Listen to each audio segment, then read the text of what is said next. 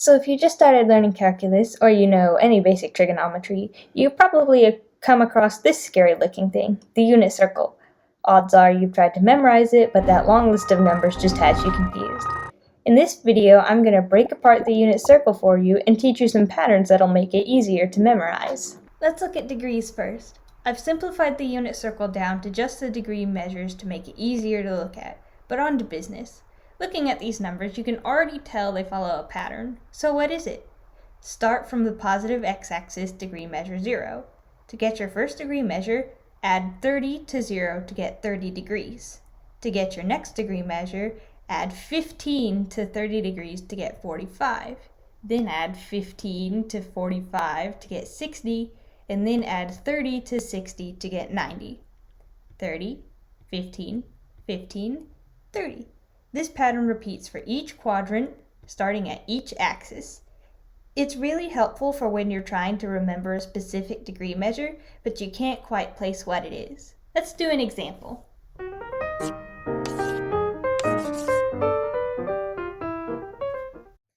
Say you're trying to remember what this angle is, but you only know that it's in quadrant 3. Well, if you know the angle measures on the negative x-axis, you can easily find it. Remember, starting at each axis, the pattern goes add 30, add 15, add 15, add 30. So starting with 180, we'll add 30 to 180 to find our first degree measure. It happens to be 210. Then, according to the pattern, we should add 15 to that to get our next degree measure. So 15 plus 210 is 225. We found it! You can find pretty much any angle this way. It helps to have a general idea which quadrant your angle is in, and you should definitely know the angle measures on each axis. But once you know that, you can do pretty much anything.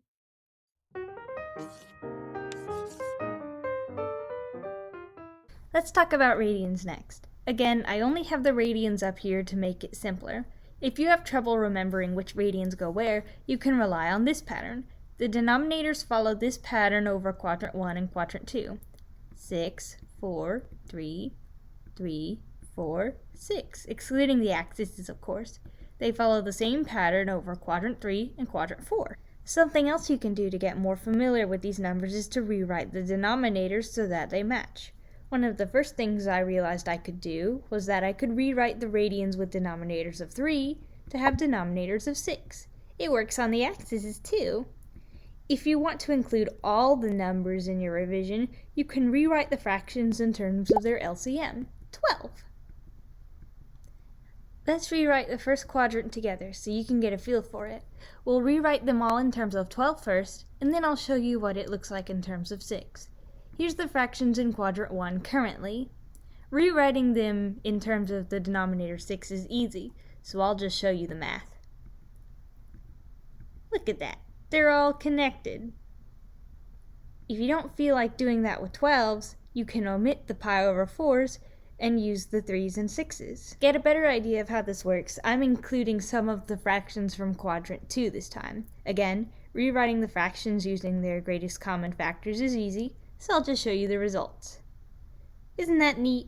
Working the GCFs out is a great way to remember the radians, but nothing beats hard and fast knowledge. So alongside of these, I recommend writing out the unit circle every now and again to get a feel for it. Lastly, I'm going to walk you through the coordinates. You can find all the coordinates on the unit circle so long as you remember the coordinates in quadrant 1. The order of the coordinates in quadrant 1 go root 3 over 2, 1/2, root 2 over 2, root 2 over 2, and 1/2 root 3 over 2. In quadrant 2, the order reverses, starting with 1/2 root 3 over 2 and ending with root 3 over 2, 1/2. Quadrant 3 follows the same order as quadrant 1, and quadrant 4 follows the same order as quadrant 2.